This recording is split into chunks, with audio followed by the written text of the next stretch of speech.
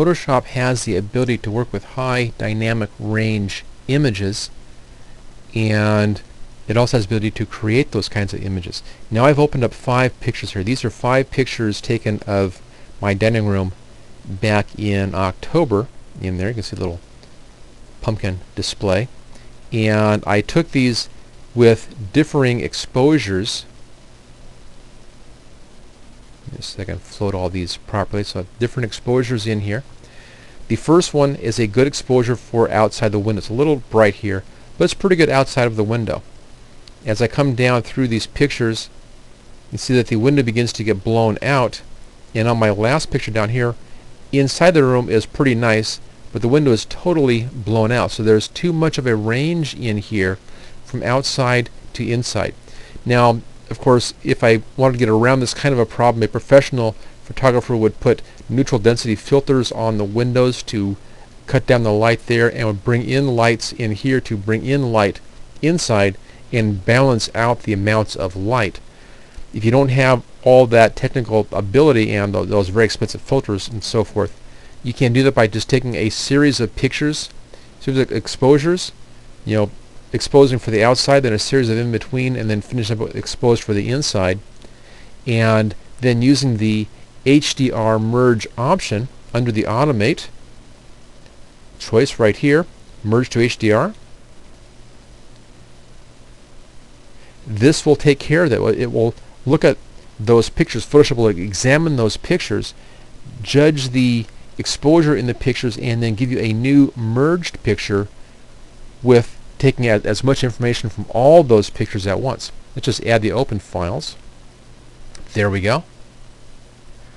Automatically align source images. This is a good idea. We'll try to fix everything, fix the alignment.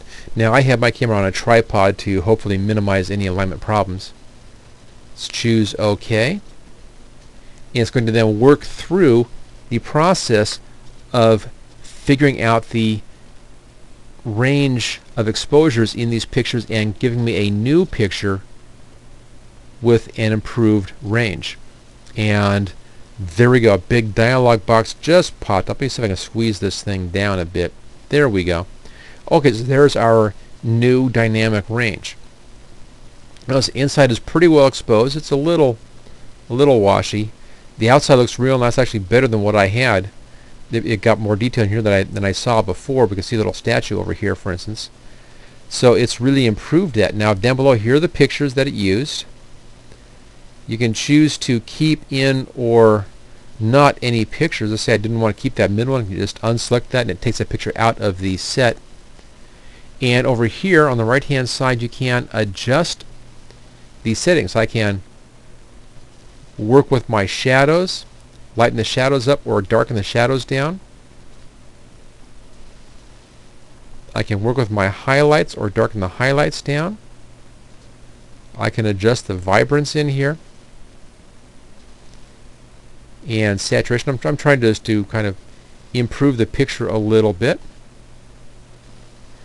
Can adjust the exposure.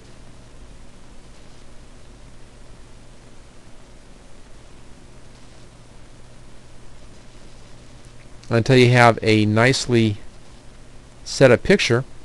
There we go. It looks pretty good. It's again, it's a little dark in here still, but it does bring in the window. It's pretty good. I can then go back and do a little more adjustment on this later on. When you're all through with that, right down below here there is a button for OK.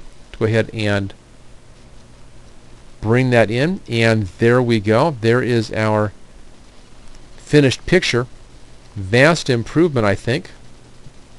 We'll just float that out over the other pictures. Now it's a little darker than this. I kind of like this actually better in here, but we do see the full window. Now if I wanted to, I could do a little more work and try to do a little more combining of these two pictures, maybe copy some of this out with some careful editing. Come in here and carefully select an area right around that table and in there, and just copy and paste it over here and do a little more manual work, but it does a lot of the job for you. As you can see, it's actually a very good picture with a good balance of the exposure between the outside and the inside. So there you go. That is the, go back up here and take a look at that again, the merge to HDR option right there. Thank you for watching my video. I hope you found it useful. If you like this video, click on the like button below to let others know. You can click the subscribe button so you don't miss any of my videos in the future. I'm frequently uploading new training videos. Don't forget to check out my website at howtogurus.com. You can share this video with your friends and coworkers. Just click on share and then click on the social media buttons. Feel free to comment on my videos. I try to answer all comments as quickly as I can. And finally, you can get all of my training videos on DVD at howtogurus.com. Thanks again for watching.